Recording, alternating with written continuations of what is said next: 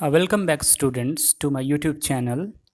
And we are doing a beautiful poem, An Elementary School Classroom in a Slum. And today we'll start the third stanza. Okay, let's recite it together.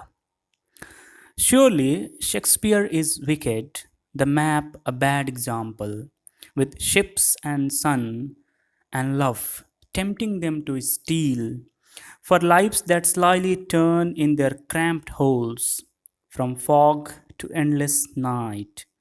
On their slag heap, these children wear skins pipped through by bones and spectacles of steel with mended glass, like bottle bits on stones. All of their time and space are foggy slum, so blot their maps with slum as big as doom. Before I explain this stanza, I would like to remind you the first and second stanza. There is a logical development of idea in this poem, and there is a cohesion in this poem. So it's essential to remind you those two stanzas.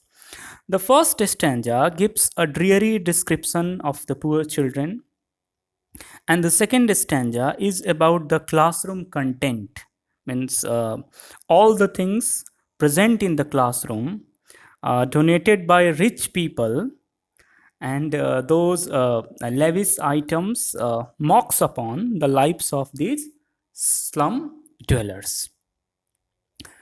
But in the third stanza, which we are dealing in this video, the tone of the poem changes from despair, from hopelessness to rebellion. There is a tone of rebellion, there is a tone of protest, and his voice becomes pretty harsh in this.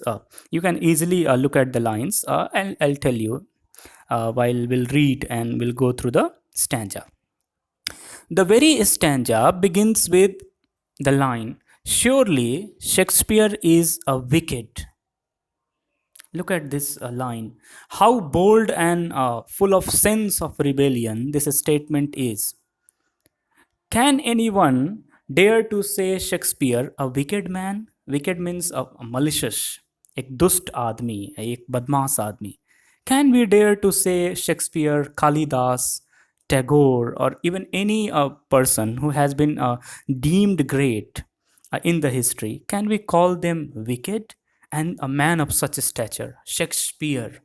And he said, surely these people are pinnacle of erudition. These people are a paragon of art and humanity. But look at the word. The poet says, surely Shakespeare is wicked. Surely means Shakespeare is wicked beyond doubt. There is no doubt about his wickedness, his maliciousness, sorry, his wickedness, his bad nature. For these children, and then he says, the map a bad example. First, he says that Shakespeare is a wicked man, and then he says, map a bad example. The literary genius, Shakespeare, and scenic beauty of map both cannot provide any relief to these dejected children, these hopeless children. With ships and sun and love tempting them to steal. They feel, means the children feel cheated in being deprived of thrilling sensations of the ships, the sun, and love. When Shakespeare was writing in 16th century, and at that time I had already told you in my classes that Renaissance had taken place, and ships were being launched, and they were going to explore different territories into the world. And Shakespeare was writing about those ships and the sun emerging from the waves of the ocean. Here, ship, sun, and love symbolizes all the pleasures and luxury of the life and of the world being discovered by the Western people, being discovered and released by the rich people. So, if you read Shakespeare, you will find that all the plays of Shakespeare are about kings and nobles and about gentry, means the highest strata of the society, the bourgeois people. In his plays, the stories are of royal class. Uh, the voyages taken by some sailors, big sailors, uh, being sponsored by kings and empires. But his stories are not about the poor people, the slum dwellers, and the evil on the bad aspect of the life. So he says that Shakespeare is wicked. He does not talk about we people, and there is no use of Shakespeare bust, Shakespeare literary excellence in the lives of these poor people. Next line. No, there is one line missing. Tempting them to steal. Means if these things are of no use in the lives of these poor people, but of course those things are beautiful. So there is, because they are not being provided any kind of education, any economic security to secure them and to progress in their life. But these beautiful things tempt them, allure them to steal. Means instead of taking them on the right path, rather these things are distracting them, taking them away from the right path. Clear? Next line. For lives that slyly turn in their cramped holes, from fog to endless night.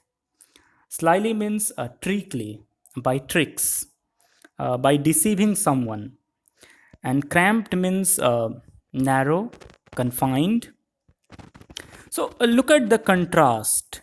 At one hand, there is vastness of ocean measured by ships, where sun is shining, and on the other hand, there is cramped holes, confined spaces, and they are kept in this narrow space by trickery and conspiracy.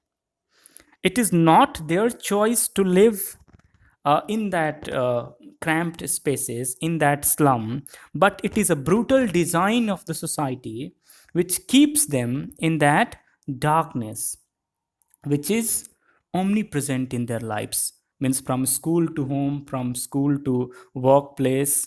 Means that darkness is a perpetual reality in their life. They are never ever away from the darkness. There is not a tinge of ray of hope in their life. From fog to endless night, their life is utterly benighted. Their life is utterly benighted and seems nowhere come to an end. It is passed from one to another generation. This poem is a poignant portrayal of the perpetual poverty of these poor people. Clear? Next. On their slag heap, these children. It's a very tough line of this poem. On their slag heap, these children.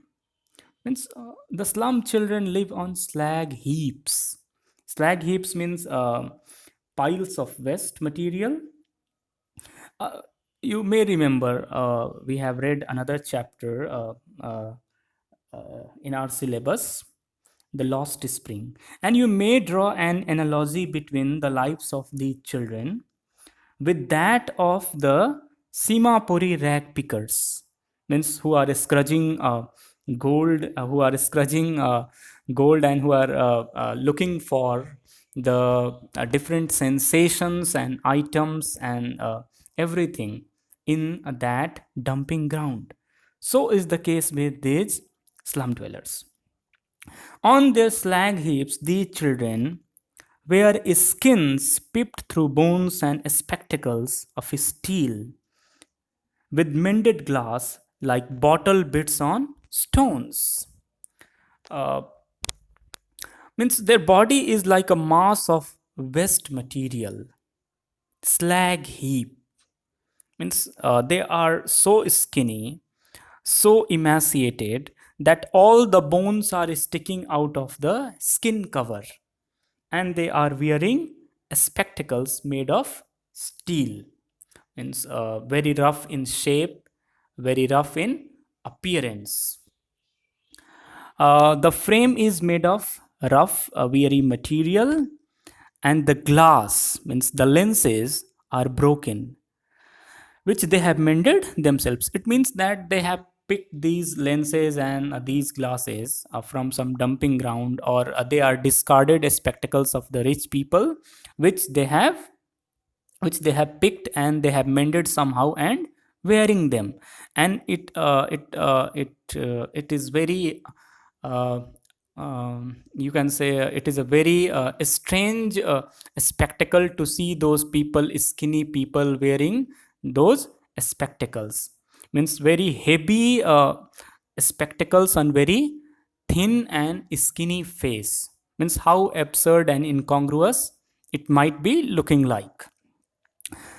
uh, and because these glasses are mended and broken, so it doesn't give them clear pictures.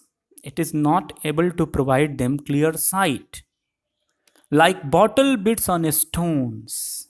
Means their spectacles looks like bottle bits on their stony eyes. Here stone means their stony eyes, without any emotion, without any sensation, without any craze for life. And eyes stand for sight. Means your eyes look, but because they are surrounded by darkness, that's why their eyes are of no use. They are totally benighted. They are living in darkness, and their eyes have become like stone. उनकी आंखें पत्थर की हो गई हैं. हम हिंदी में भी ये फ्रेज इस्तेमाल करते हैं कि आंखें पत्थर की हो जाना. मतलब जिन आंखों में अब कुछ भी नहीं है, कुछ नहीं है. So like bottle bits on a stone, and bottle bits means the glass on their stony eye. Means they are not glasses, they are bits of, means pieces of bottles, pieces of glass. Means somehow they are trying to make that a spectacle. They are not actually, and they are not giving them any picture, any sight. Next, all of their time and space are foggy slum, so blot their maps with slum as big as doom.